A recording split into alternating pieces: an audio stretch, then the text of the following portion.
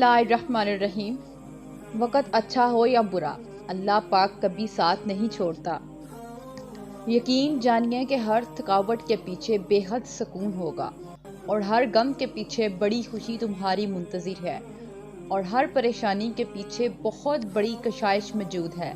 بے شک مشکل کے ساتھ آسانی ہے۔ دعاؤں میں بہت طاقت ہوتی ہے، اور جب تم سچے دل سے اللہ سے مانگتے ہو تو وہ کبھی تمہیں مایوس نہیں کرتا، کیونکہ تمہارا رب بہت باعزت ہے، اور اس کو حیا آتی ہے تمہیں خالی ہاتھ واپس لوٹاتے ہوئے جب تم اس سے رحم مانگتے ہو۔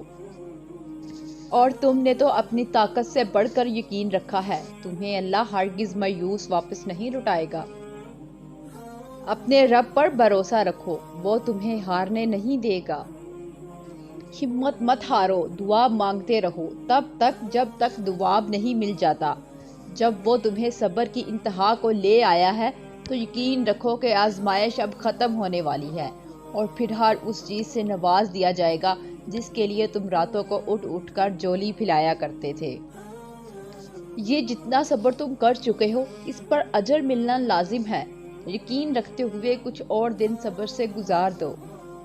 اور سورۃ یوسف ہمیں بتا رہی ہے کہ صبر کرنے والے لوگ خوبصورت اختتام پائیں گے۔ جس نے دو جہاں سمیٹ رکھے ہیں وہ تمہیں کیسے بکھرنے دے سکتا ہے۔ اور معجزے ہوتے ہیں، دعائیں سن لی جاتی ہیں، زخم بھر دیے جاتے ہیں، دل جوڑ دیے جاتے ہیں، کن فرما دیا جاتا ہے۔ صرف ایمان، توکل اور صبر کی بات ہے۔ اور تم ایک بار اپنا دل اللہ سے جوڑ کر تو دیکھو، وہ کبھی ٹوٹنے نہیں دے گا۔ اور یاد رکھیں، وہ انسان کبھی ناکام نہیں ہو سکتا جو اللہ پر کامل یقین اور بھروسہ رکھتا ہو۔ اور تہجد کی طاقت تو ایسی ہے کہ زندگی دنوں میں بدل جاتی ہے، اور کبھی کبھار تو لمحوں میں۔ شکر کرنا سیکھو، اتنا ملے گا کہ تھک جاؤ گے، اور وہ تو سب جانتا ہے، بس تم سے سن کر تمہیں اپنے اور قریب کرنا چاہتا ہے۔ اور پھر اس کے کن کے بعد کچھ بھی ناممکن نہیں۔ اور پھر اللہ کی محبت مل جانا تو بلا شبہ بڑی عنایتوں میں سے ایک عنایت ہے۔ تمہارا یہ صبر و توکل یوں ضائع نہیں جائے گا، بہت جلد عرش سے کن کا جواب ضرور آئے گا۔ جب جب تمہیں کوئی خواہش ناممکن سی لگنے لگے اور نا امید ہونے لگو تو صبر کرنا مشکل ہو جائے تو یاد رکھنا، جو تمہیں ناممکن لگ رہا ہے وہ اس کے لیے ممکن ہے۔ نا امید نہ ہو، یہی تو صبر کرنا ہے، یہی تو اس کے کن پر کامل یقین کرنا ہے، یہی تو آزمائش ہے تمہارے صبر کی۔ اگر اس نے یہ خواہش پوری نہ کرنی ہوتی تو وہ دل سے اس کا خیال بھی نکال دیتا، مگر اس خواہش کا بار بار یاد آنا اسی لیے تو ہے کہ تم مانگتے رہو اس سے، اور وہ ایک روز اس ناممکن کو ممکن کر دے، تمہارا ادھورا خواب مکمل کر دے۔ ایک روز تمہاری آنکھیں دعاؤں کی قبولیت دیکھیں گی، یقین رکھو اس پر۔ اور یہ بات ذہن نشین کر لو کہ کسی بھی چیز کا ملنا ناممکن نہیں، جو چھین لیا گیا ہو بہو ویسا ہی دوبارہ بھی مل سکتا ہے، جو اب تک نہیں ہو سکا وہ ایک دعا سے ہو بھی سکتا ہے۔ بس صبر کرو، اور پھر دیکھنا تمہارے صبر کا پھل یوں ملے گا کہ تم غم کی ساری کڑواہٹ بھول جاؤ گے۔ تمہاری کہانی اس لیے یہاں رک گئی ہے کیونکہ اللہ چاہتا ہے کہ تم اس کا اگلا حصہ خود لکھو۔ جسے تم تاخیر سمجھ رہے ہو وہ دراصل دعا کا موقع ہے، تو پھر ہاتھ اٹھاؤ اور اپنا نصیب بدل دو۔ اگر نصیب لکھ دیا گیا ہے تو پھر یہ دعاؤں کے جتن کیسے؟ یہ سوال کرتے ہوئے اس کے لہجے میں بے انتہا درد تھا۔ کچھ چیزیں آزمائش ہوتی ہیں، میں نے اس کا ہاتھ تھامتے ہوئے کہا، اس لیے اللہ ان کا خانہ نصیب میں خالی جولی دیتا ہے، کیونکہ اس کو علم ہوتا ہے کہ میرا ایک جلا سا بندہ ایسا ہے جس نے مجھ تک آنا تو ہے مگر ڈھیر ساری ٹھوکروں کے بعد۔ اس لیے وہ ان چیزوں کو تمہارے نصیب میں نہیں رکھتا، وہ انہیں دعاؤں میں چھپا دیتا ہے کہ ان چیزوں کی کھوج کے بہانے نکلو گے تو اسے بھی تلاش کر لو گے، یوں آزمائش کا حق بھی ادا ہو جائے گا اور تمہیں تمہارا انعام بھی مل جائے گا۔ اور وہ کبھی بھی رسوا نہیں ہو سکتے، جو کسی مشکل میں انسان کی بجائے اپنے رب کی طرف رجوع کرتے ہیں۔ اللہ فرماتا ہے میں بہتری سے پہلے دیری کرتا ہوں اور میں انہی کو آزماتا ہوں جنہیں میں پسند کرتا ہوں۔ اور اس نے تو سجدوں میں گرے ہوئے تمہارے سبھی آنسو اپنے پاس سنبھال رکھے ہیں۔ اللہ نے تمہاری دعا سن لی ہے، بس تم اب معجزوں کا انتظار کرو۔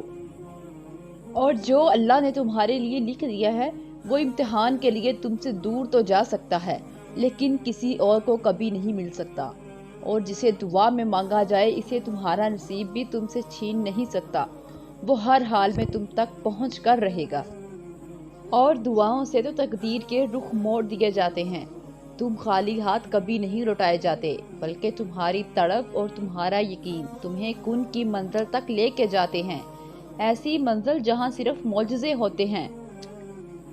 معجزے تو ہوتے ہی ہیں، خاموشی کے خواب بھی سچ ہو جاتے ہیں اور ٹوٹے ہوئے دل بالکل نئے ہو جاتے ہیں، اور یہ صرف نماز، دعا اور اللہ کی محبت کر سکتی ہے۔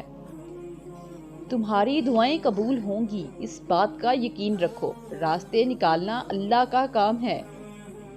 اور اگر تمہارا دل بار بار تم سے اس بات پہ لڑتا ہے کہ ابھی ہار نہیں ماننی، ابھی تو اور بھی شدت سے اللہ پر یقین رکھنا ہے، ابھی آسمانوں سے دعاؤں کی قبولیت اترتی دیکھنی ہے، ابھی تو کن فیکون کی خوشبو محسوس کرنی ہے، تو جان لو کہ اللہ کی طرف سے ہمت آ گئی، بہت جلد معجزہ بھی آنے والا ہے۔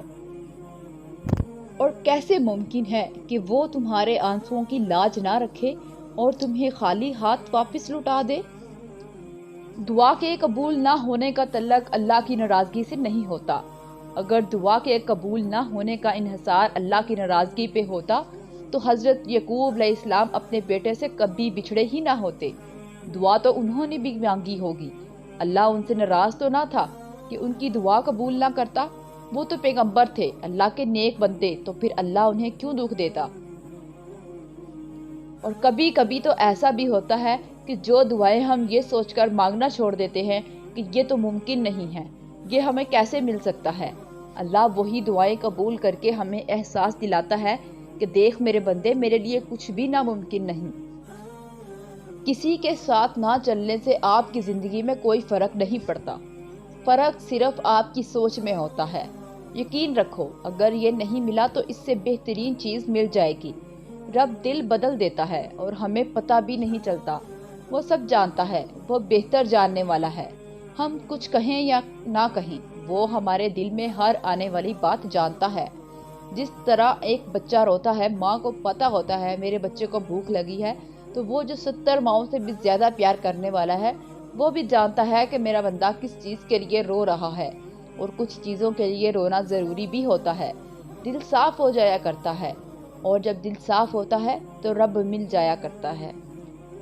قبولیت کے اتنے وقت بتائے ہیں اللہ نے، دعا کے اتنے طریقے سکھائے ہیں اللہ نے، دعا مانگنا مت چھوڑنا، کن کہنے کا وعدہ کیا ہے اللہ نے۔ راستہ ایک ہی تھا، حضرت موسیٰ علیہ السلام گزر گئے اور فرعون ڈوب گیا۔ یقین راستے پر نہیں اللہ پر کرو،